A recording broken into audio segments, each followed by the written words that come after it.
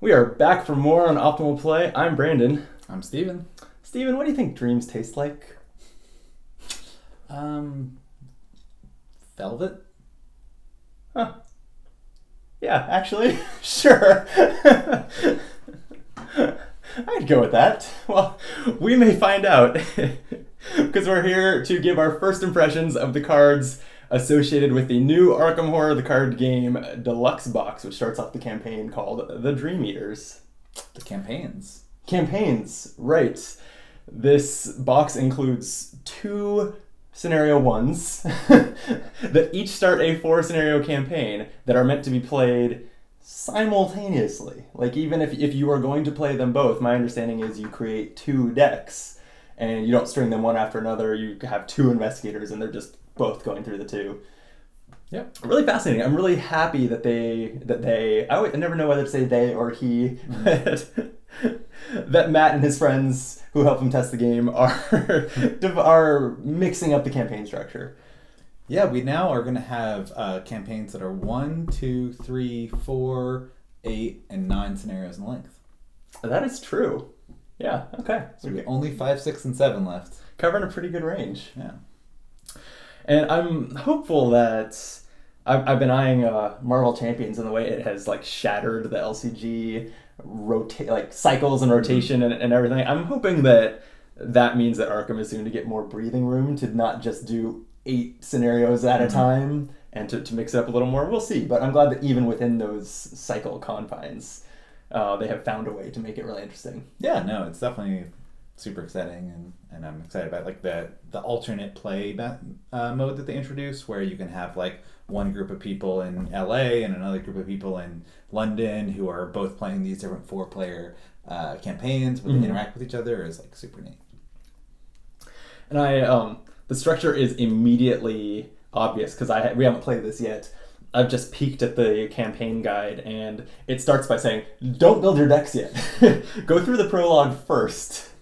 Then we'll tell you about building decks, which is fascinating. I haven't read the prologue. I don't know what's on the other side of it. Maybe it's just what I've just summarized, or maybe there's more to it. But anyway, really excited to see it mixed up. Yeah. But we're not here to talk about that. We are here to talk about the player cards. There are a lot of them because this is a deluxe box. So if you joined us yesterday, or if you haven't, check it out, we talked about the changes to the Arkham Horror FAQ and list of taboos. And we touched on this, but what we're going to do this time for the Dream Eaters is talk about one class at a time, and neutrals and basic weakness cards at the end. So we are going to be doing our first impressions across 6 videos instead of one marathon one. And the goal is to have them release on our channel on 6 consecutive days, starting with this one, which should be, if I did everything correctly, Monday. So subscribe to Optimal Play if you haven't. Turn on that bell that you can activate on YouTube to get notifications about when things come out. And my plan is even to use the premiere function on YouTube, which lets me set a specific time that everyone can be there in a chat room for when it first airs, so that if you'd like to interact with us or with other people who are watching the video and talk about how wrong we are, you'll be able to. And the one other piece of news is our Dungeons Legacy campaign is finally coming off of hiatus on the last day of our Dream Eaters reviews. That is going to hit the channel too, and the rest have been filmed. I'm not going to say even how many there are because the Dungeons Legacy campaign can end at a couple different points, but we will be getting them out. I'm aiming for every other week until it's done, and then moving on from there. So I'm excited because I know that's been irritating me and lots of you that just hit a brick wall and stopped. But no more brick wall, that is. With that, today we are going through the blue cards, the Guardians. Yeah. Steven, I've talked for a while, would you introduce us to Tommy? Sure. Tommy Muldoon is the rookie cop. He is 3 will, 3 book, 4 fist, and 2 speed or agility. Sure. I never remember what these things are called. And he is police and warden. He was also previewed, I think, in Arkham Horror, where he was, Tommy Rubs Muldoon, yes. Which I feel like this is a step down. Definitely a downgrade. I would say this is, maybe Tommy Rubs was too OP and that had to be nerfed. Kind of a premature taboo. Could be. Yeah, so Tommy has a fast reaction. When an asset you control is defeated, gain X resources, where X is the total amount of damage and horror on the asset. Shuffle that asset into your deck. And then his Elder Sign effect is +2. You may move up to 2 damage and or horror from Tommy Muldoon to an asset you control, or vice versa. And Eyes Up Tommy is his... and he's 8 health, 6 sanity. That Eyes Up Tommy, that's generally like a little quip or a quote that this person says. So he talks to himself. Eyes up, Tommy. Just encouraging himself a little bit, I guess. Yeah, well, he's a rookie. I feel like rookies often talk to themselves. Fair enough. I don't know. Should we talk about this, or let's touch on this, and then we'll check in on his deck building.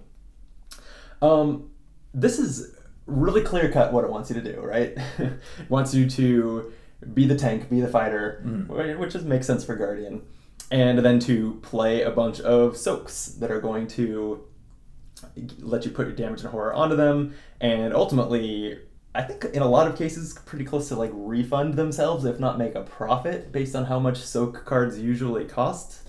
Yeah, I mean, depending on his deck building, which we haven't gotten to yet, there's some things that would make a profit. So, like if he can take Leather Coat and Cherished Keepsake, those are free, and they can take 2 damage and horror. I think even like Elder Sign Amulet, Bulletproof Vest, I think, don't those cost 3 and then soak 4? Yeah. Even those I think would be profitable. I think he'll be fine. I'm not super excited to play him. Yeah. So we've now had 3 Guardians that have some kind of like putting out lots of soak theme. So you have Mark, who puts out soak to get draw. You have Leo, who basically saves action on putting out soak. And then you've got Tommy, who gets money for putting out soak. And I feel like over the course of the entire game, like sure that makes sense to have like 3 asset-based, soak-based Guardians that all benefit in slightly different ways. But I would think at this point in the game, like we don't need to go back to the asset soak theme this quickly. Yeah, that's an interesting point. Carolyn even touches on that a little bit in that it's not as direct with her, but she can heal horror off of allies. And has just a lot of interaction with the horror that's on the table on investigator cards and other cards.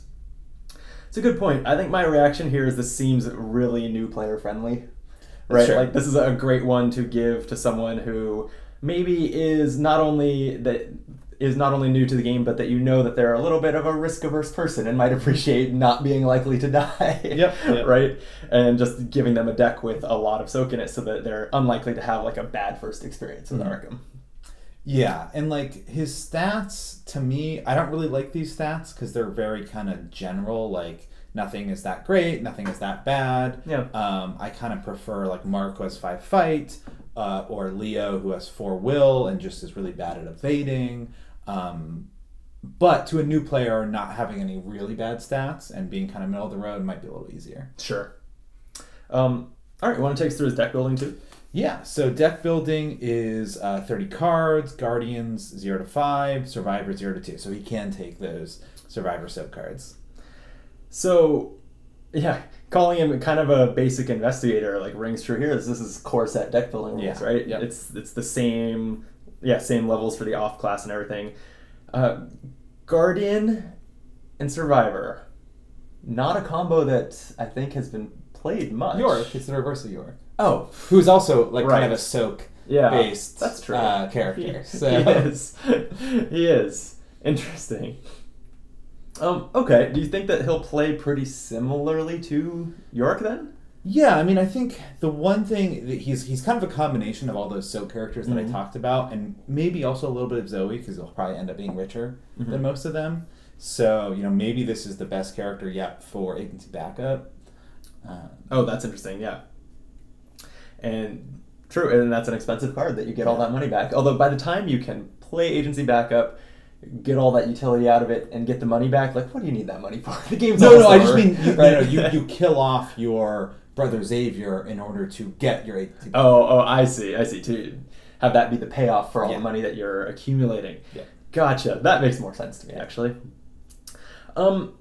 What I see being an issue is neither of, especially with drawing thin, now having a few experience points on it on the taboo list, these cards, or these colors, don't have a ton of card draw, and he seems like he wants to churn through these soak cards. Like, he's going to want to to be cycling through a lot of cards. Does that... I mean, yeah, unless you can get down to 0 cards with Madame Lebranche. That's true. Which is pretty hard. yeah, she's not one I've had on the table a lot. I guess, you could Rabbit's Foot and evade. Yeah, with his what? 2 agility? Sure, okay. Alright, well, you don't really understand an investigator until you see their signature cards. Yeah. So, oh good, I know in just about every Arkham game so far, Tommy has had his trusty shotgun, Becky. It looks like this is no exception. Becky is a 2-cost asset, an item, weapon, and a firearm that uses 2 ammo. Each resource gained from Tommy Muldoon's reaction ability may be instead placed on Becky as ammo. And then as an action, spend 1 ammo to fight. You get +2 combat and deal +1 damage for this attack. Interesting. So that does reframe his ability a little bit. But not a lot. It doesn't really change the way that you're going to be building his deck, other than maybe you don't need as many weapons because you just get this one into play, and maybe some prepared for the worst or some ways to find it, and then just keep stocking it the whole game. What do you think? Yeah, I do like that it's +2 fight. It is still only +1 damage, but I think it'll be good. If you notice, like in the early game, like Roland, Jenny, like their signature guns were not super exciting, and a lot of people didn't play them a lot. Mm-hmm. I think they've learned to make them a little better over time. So Joe's guns, Diana's blade, like those get played a lot. Right. Though those also had other benefits beyond just damage. So I think this is better than like Roland's gun, but like it is still just a fight and damage card. So we'll see. It strikes me again as being really good for a new player. They don't have to think about managing ammo so much and about which weapon do I play. It's like, just play Becky and just keep stocking it up and shooting things in the face. Like, pretty straightforward game plan. Yeah, I do think it probably doesn't need to be two-handed, but maybe they decided, like, thematically that it... for a shotgun, right? Yeah, it would definitely be better if it was one-handed so he could do something else with his other hand, especially with... No, I was going to say Cherished Keepsake is a hand, but it's an accessory. Mm-hmm. So, yeah, maybe there aren't really any hand soak cards worth mentioning. No, I don't think so. Okay, so that's not a big conflict, but yeah, it would give him a lot more flexibility if he had a one-handed signature. What's his weakness? Yeah, so it's a treachery, rookie mistake, blunder, and flaw. Have you seen blunders before? I want to say yes, but I couldn't tell you what they were. I think overzealous is just a flaw. Okay. I don't know. So, so Revelation. Discard each asset you control with damage or horror on it. If no assets are discarded by this effect, shuffle Rookie Mistake back into your deck. Okay. So this pushes you towards focusing damage and horror on things to clear them off. Tommy's ability kind of wants you to do that anyway to get those resources. Yep. This drives that even more home, that he's going to play a little different from usually you're spreading your damage and horror out as much as possible to keep your cards on the table because they're generally doing more for you than just soak. Yeah. At least the allies and things are. So this kind of just plays into that. It doesn't strike me as all that bad. Yeah, I don't think, unless for some reason you do spread your out a lot, but as you said, there's not really any reason to do that.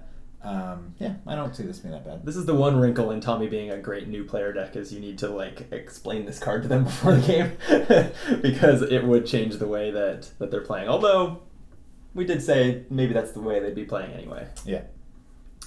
All right, I am going to move us on to the Guardian cards. Yeah. So in general, the class cards in a box, at least some of them kind of tie into the investigators. We'll see if that's the case here with the Hungering Blade, Calamitous Blade of Celephas. Yeah. Celephas. Probably a Dreamlands word. Yeah. It's a level 1 card. Interesting. Okay. A 3-cost asset. It has 5 traits. Item, weapon, melee, relic, and cursed. Limit 1 per deck. As an additional cost to put this card into play, you must search your bonded cards for 3 copies of Bloodlust and shuffle them into your deck. It's one-handed, and as an action it says, fight, you get +1 combat for this attack, and for each attached copy, You get +1 combat for this attack for each attached copy of Bloodlust. This attack deals +1 damage. If this attack defeats an enemy, place 1 resource on this card from the token bank as an offering. Okay, I don't know that... Unless you have anything you want to say, I think we just need to go into reading Bloodlust. Yeah, definitely. Notably, it looks like there is just 1 copy of this in the box and 3 copies of Bloodlust. Mm-hmm. What's Bloodlust? Bloodlust is bonded to Hungering Blade. To Madness. Revelation. Remove 2 offerings from the Hungering Blade to attach Bloodlust to it. If you cannot, take 1 horror and shuffle Bloodlust back into your deck. And then as a fast action, while attacking with the Hungering Blade, shuffle Bloodlust into your deck. You deal +1 damage for this attack. Max once per attack. Okay, so this is a lot. So there's 3 of these shuffled into your deck, but...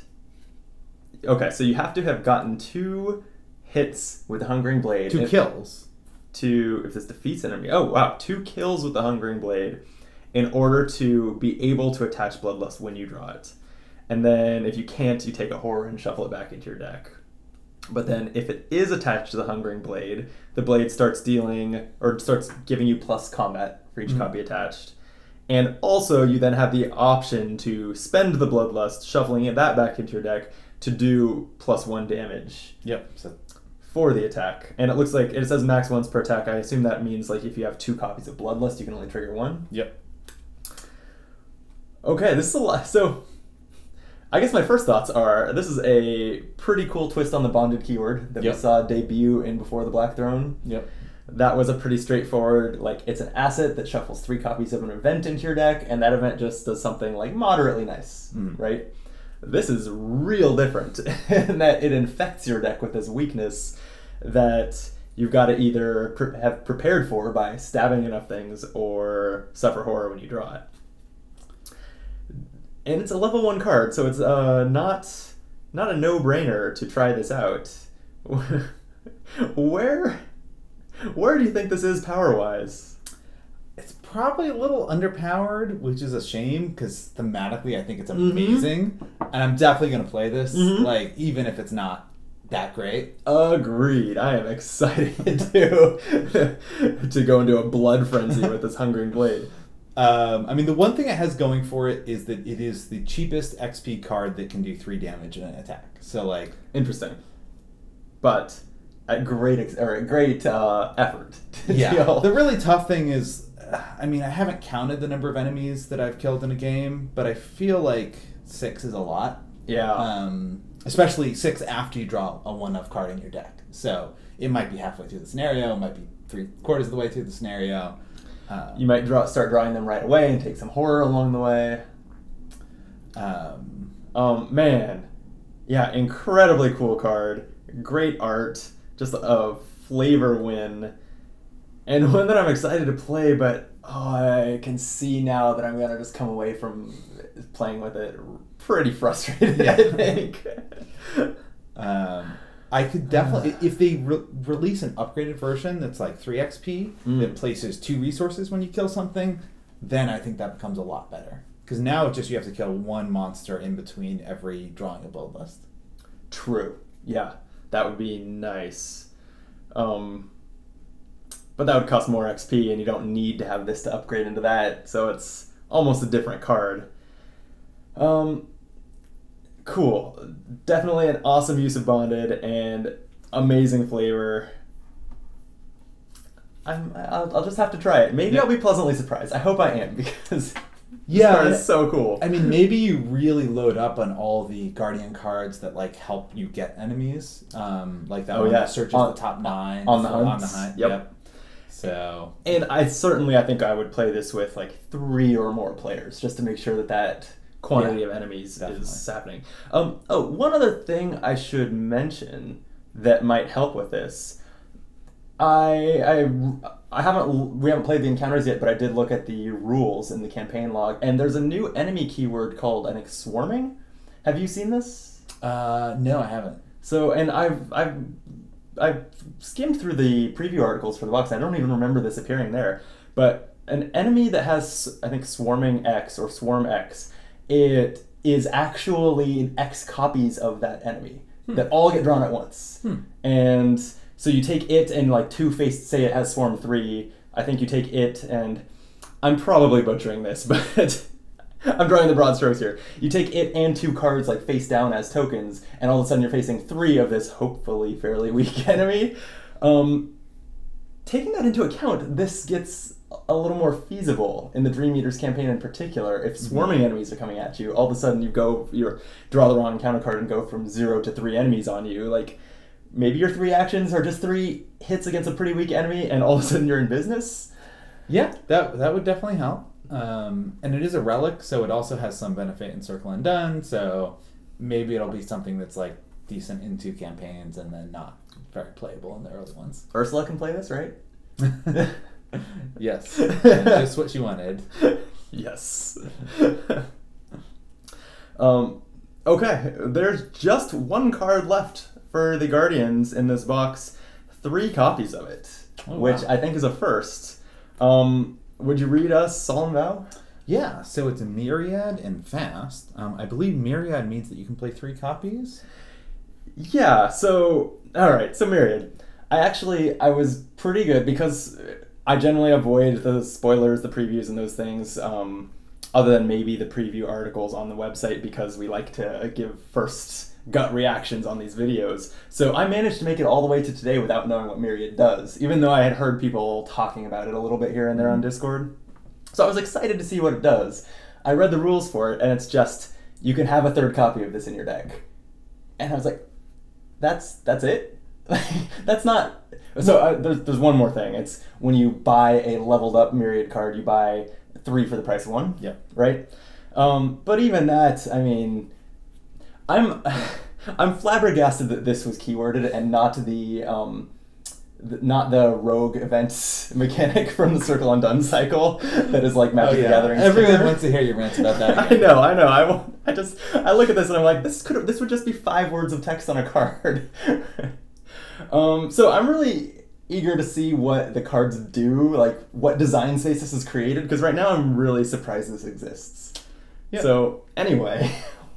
You would continue. Sure. So Solemn Vow is a 0-cost asset with 2 will icons, Mirrored and Fast, as I said. It's Spirit, which I think Calvin can take Spirit. I've only ever seen it on events, but... A Spirit asset. Interesting, yeah.